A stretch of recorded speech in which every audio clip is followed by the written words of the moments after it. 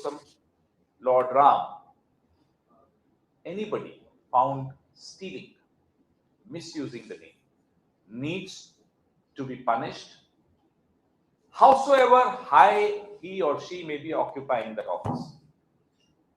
Even if that office belongs to Delhi, even if somebody sitting in Nagpur is responsible for this theft, that person needs to be brought to book for the sake of millions and millions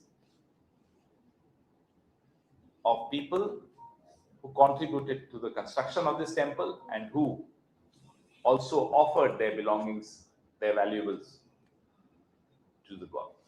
We have demanded a time-bound inquiry under the supervision of a Supreme Court judge, sitting judge. If the government has nothing to hide, why are they running away from this demand? This so-called SIT, people don't have much faith in this SIT. People want an independent inquiry. The SIT report was submitted to a member of the trust, the same trust which is under question mark. So, entire country is shocked at the way 30 years, for 30 years RSS, BJP, Vishwa Hindu Parishad collected money in the name of Lord Ram. Nirmohi Akhada accused the Vishwa Hindu Parishad of siphoning off 1400 crores some 25 years ago. No investigation. Nothing. Over the last 30 years, thousands and thousands of crores have been collected by RSS and Vishwa Hindu Parishad and BJP and siphoned off. This is the business model of theft. Your questions, please.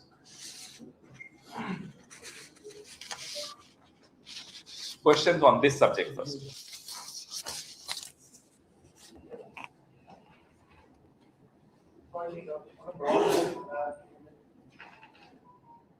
Why this question being raised from Tirunelveli? The reason why you come to Tirunelveli to raise this particular issue on Rama?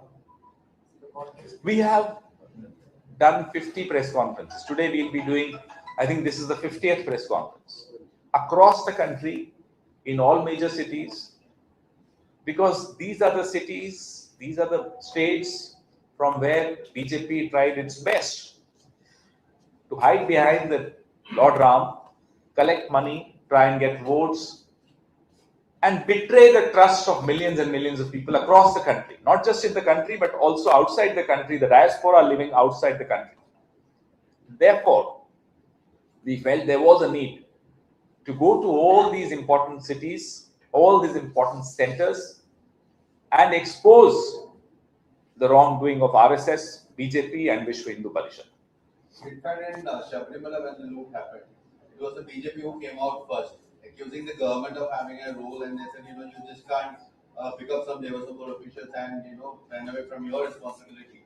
So what do you think, what the ruling government at the center is doing regarding this? Very selective in their outrage. In Sabrimala, yes, you're right, they also came out. But when it comes to their own wrongdoings, the Prime Minister is quiet. All top leaders of BJP are quiet. The FIR does not have names of any of the trustees. So far, the SIT has also found that around 80 lakhs have been recovered. What's the number that Congress is talking about in terms of the amount that is stolen? Because SIT says only 80 lakhs. That's a very important question that you asked. Before this scam got exposed, the daily collection of Ayodhya was 16 lakhs every day. After the exposure, the collection has gone up to 24-25 lakhs a day. So you calculate. This is just the money, the rupee, the cash. There is a particular accusation raised by the Sindhi community that they had offered 200 kilograms of silver. Till date, we don't know where that silver is. They haven't shown that silver.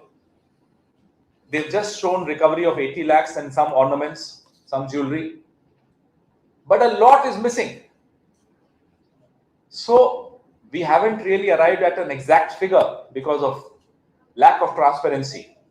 But if you roughly calculate, if the offerings have gone up from 15, 16 lakhs to 24, 25 lakhs, calculate from the last 4-5 years, and you will arrive at a figure. And Mr. Khaira, apart from these press conferences, why are you shying away from having public protest on this issue? We are doing it in Uttar Pradesh. Our Pradesh Congress Committee is doing it. They are on the roads. In fact, they were put under house arrest. Our PCC president and all our senior leaders of Uttar Pradesh were put under house arrest.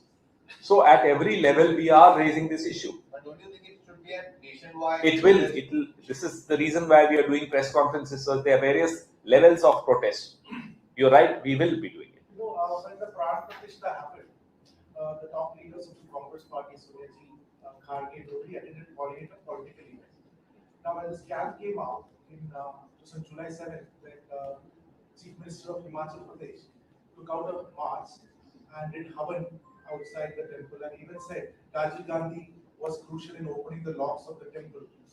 So, what is the stance of the Congress party? Look, not just some of us.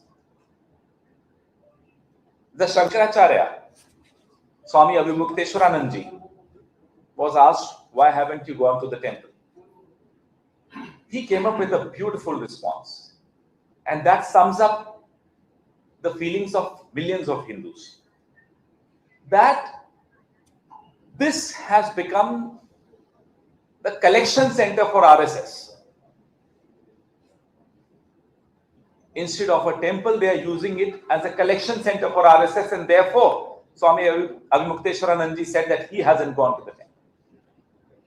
You use temples as collection center for your money, and you use your own Nagpur headquarters and your BJP headquarters as pilgrim centers. And if you come with me to Delhi, I'll take you to the newly constructed headquarters of RSS in Delhi, in Jhandewala. I have traveled across the world a lot. I have traveled across the country a lot. I have not seen a more lavish, a more luxurious building as the RSS headquarters in Delhi. You come with me to the BJP headquarters in Delhi. You and I have heard of and perhaps visited some 7-star properties in the country. If there is something called 14-star, it's the BJP headquarters in Delhi. Is this why you are looting temples? Is this why you are indulging in large-scale corruption? Where is that money coming from? You ask us, why have we not gone to the temple? We ask you, why have you misused this temple? Why have you betrayed the faith and trust and confidence of people, of millions and millions of Hindus? That's the question all of us have in our minds. Shikara, would you like to take some other questions apart from this? If this is over, when you say that people have lost trust in the trust, so who you are considering to be part of the new trust which you are? please bring religious leaders. Please bring the Shankaracharyas. After all, they should be the custodian of our faith, not Mohan Bhagwat, for God's sake. Not Narendra Modi, for God's sake. Why should Amit Shah be the custodian of my faith? Why should Mohan Bhagwat sitting in Nagpur be the custodian of my faith? The custodians of my faith are the Shankaracharyas. And they should be entrusted the task of managing this temple. The trust was formed in 2020 in pursuant to the 2019 Supreme Court judgment. So when a political party raises a question that it has to be, that the resolution has to be done, has your party even checked a possibility whether Supreme Court can take a decision on it, or is it just a political rhetoric? Supreme Court can take a decision on? On whether, because it was pursuant to the ruling by the Supreme Court, this trust was formed in 2020. Yet, But I must ask you, did the Supreme Court tell the Prime Minister's office who should be the trustees? Which gentleman should be a trustee? No. That was the choice of the Prime Minister's office and RSS, not the Supreme Court. Supreme Court did not give you names of people who should be appointed as trustees. Why did you keep the Shankaracharyas out? Why did you fill that trust with RSS? What was Nripen Mishra doing there? Where was he looking after the construction? So these are questions that need to be asked. And these are questions that need to be answered by the Prime Minister. Another subject. Let's first focus on this. In case the questions are over on this, then you are most welcome. Today there are some PILs before the Supreme Court demanding CBI. Will the Congress be okay with it, or you are demanding? Our demand is Supreme Court. Monitored? We have asked for a SC monitored time-bound probe. Because agencies also, people have question marks on agencies. Most cases, more ED than CBI, but most cases, these agencies are becoming extensions of the BJP. So, Mr. Khera, in fact, Rahul Gandhi has been fighting a battle in the parliament and outside as well against Mr. Adani. And you are newly sworn in Chief Minister here in Kerala have been accused of teaming up with him because in the Virginia port there is a stake, they are offloading the stake, Adani port. And in a rare earth corridor, there is a doubt being raised by the opposition that it has been opened up for the private sector with the corridor. So there are, and also in a liquor deal where there's low alcohol liquor is being given a tax cut in the state, but in a finance bill here. So how do you see this? Because Look, I haven't really gone into these details of the state government right now. It's a new government, so I think I would not like to comment on issues that I haven't studied personally. Having said that, Mr. Gandhi has also been very clear. We are opposed to monopolization. We are opposed to monopolies. And that's a stand which we have taken all along. CGP strike is entering another phase. Sonam Wangchuk's health is also worsening. What is the stand of Sorry? CGP strike in Delhi is entering another phase. Sonam Wangchuk's health is also deteriorating. What is the stand of Congress? I would like to draw your attention and your memory to what happened 15 years ago, 14 years ago, when Anna Hazare was sitting on a fast unto death. We were in power, we were in government. I wouldn't say power, we were in government. Dr. Manmohan Singh was the Prime Minister. On the 5th or 6th day of his fast, the government showed a lot of sensitivity and started a dialogue with them. 4th day, actually. I was part of that dialogue. Pranab Mukherjee Sahab, Salman Khurshid ji, a lot of our leaders were directly engaging with the team of Anna Hazare. On the 4th day itself, that's the kind of sensitivity our government had shown. Though we were at the receiving end of all the questions, of all the accusations, of all the demands, and why not? Activists have a right to do that. And it's our duty to listen to them. So as part of our duty, we started engaging with them. Not just engaging with them, we asked them to draft the Jan Lokpal bill. And I remember very clearly on the 10th day of his fast at night, 11 o'clock, Vilas Raoji Deshmukh, who is no more, went and met him.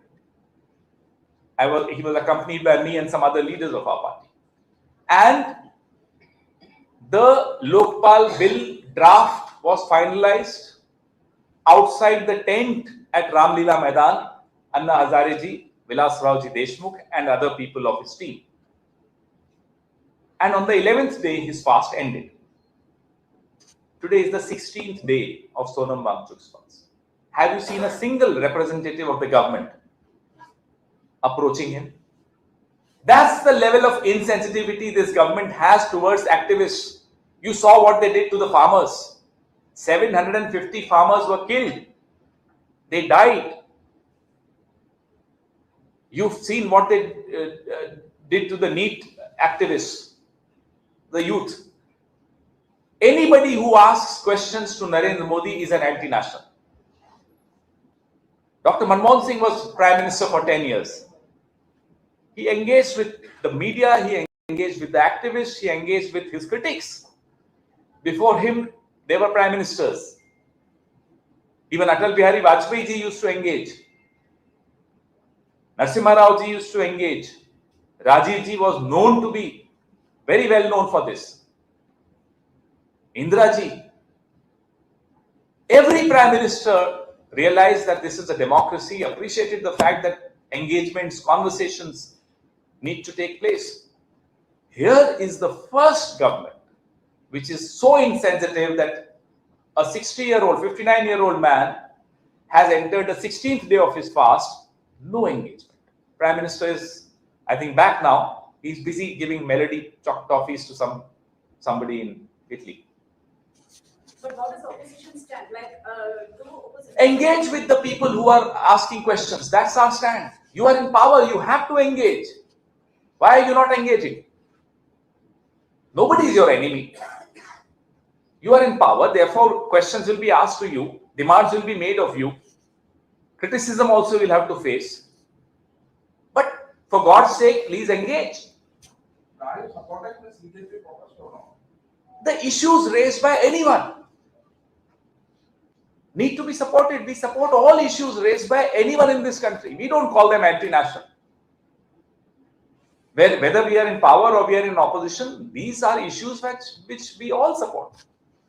In fact, if you've seen, and I'm sure you have, Kota in Rajasthan saw a huge gathering in the series which Mr. Gandhi started there, Chhatron Ki Goonj, the echo of the youth, of students. And 17th, again, he's doing it in Dehradun. So, we have been consistently raising the voice, the issues faced by the youth of this country who prepare for exams and the papers get leaked. They reappear for the exams. There is no faith people have in the examination system of this country. So it's been a week after Wayanad landslide, and BJP is now questioning that MP Priyanka Gandhi Vadra has not visited Wayanad yet. So if we visit, they will say they are disrupting the relief work. If we don't visit, they'll say, oh, they haven't visited. Fact of the matter is, we have a sensitive, responsible government in Kerala. Therefore, there is no immediate need to disrupt the relief work. We need to go where, like Hathras we went, because we knew the government there is insensitive. And to flag the issues, a visit of this kind was required. You see, on the temple control, I'm asking about a broader issue of temple control. You see, in Kerala, in Congress rule states also, it is the state control of temples, and there is pilfering, there is stealing happening. Whether it's private trust, now it has been alleged that private trust is also stealing. So you are saying that there should be a court monitor audit of temples. Wouldn't this standard should be applied for all the temples, whether it is state controlled or not? Because here we see in Sabrimala, it was the state controlled temple, there has been stealing. Whether it is private also, there is stealing. So shouldn't this standards apply to all the temples? Well, this is an important debate that we need to have in this country. I'm glad you've asked this question because time has come for this kind of a debate. What happened in Ayodhya is unprecedented for several reasons.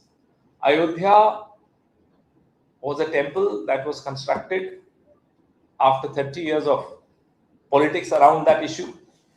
Through a Supreme Court order, it got constructed.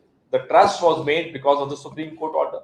But all through these 3 decades, we've seen one particular party, one particular ideology, one organization called the RSS and the Vishwa Hindu Parishad, misusing the movement, misusing the faith of people, not just for votes, but also for money. So this model needs to be exposed as soon as possible. This exposure is required so that no other party, never again in future, has the courage to misuse the faith of people, to betray the faith of people.